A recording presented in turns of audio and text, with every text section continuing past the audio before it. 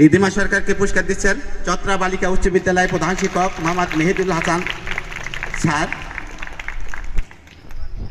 যেহেতু তোমার এই প্রতিষ্ঠানটা এখানে তুমি পুরস্কার পেলে, আমি তো মনে করি মনে হয় তোমার এই কাছাকাছি তোমার হয়তো বাসা রয়েছে।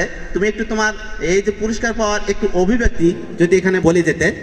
আমি রিধিমা সরকার, চট্টগ্রাম উচ্চ বিদ্যালয়ের ৮ম শ্রেণীর শিক্ষার্থী।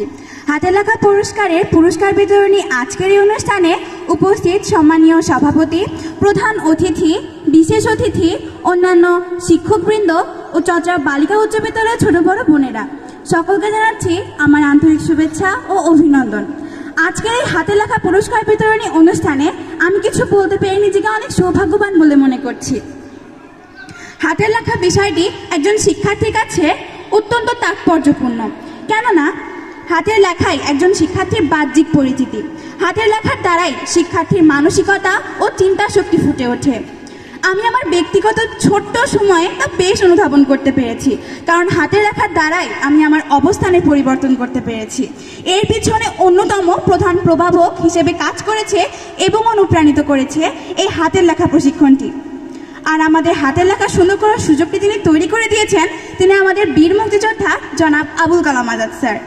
আজকাল তো সবাই নিজেদেরকে নিয়েই ব্যস্ত, আপনজনদের খোঁজ খবর নেওয়ার সময়টুকুরও কারণ নেই, কিন্তু আমাদের বীর মুক্তিযোদ্ধা জনাব আবুল কালাম আজাদ স্যার একজন বীর হওয়া সত্ত্বেও নিঃস্বার্থভাবে শিক্ষার্থীদের জন্য প্রচুর অর্থ ব্যয় করছে, যা সত্যি একটি মহৎ ও প্রশংসনীয় কাজ।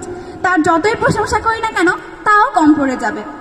আর হাতে লেখা প্রশিক্ষণটিকে যিনি পরিপূর্ণতা দান করেছেন তিনি আমাদের হারুনুর রশিদ স্যার।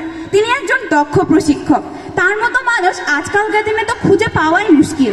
একজন দক্ষ প্রশিক্ষক হওয়া সহজ কথা নয়, এর জন্য কিছু বৈশিষ্ট্যের অধিকারী হতে হয়, যেমন সুমধুর ব্যক্তিত্ব সম্পন্ন, প্রেরণা, চাহনি, রসিকতা বোধ, দৃঢ় মানসিকতা, উপস্থিত বুদ্ধিমত্তা, নেতৃত্ব দান, মার্জিত পোশাক ইত্যাদি ইত্যাদি।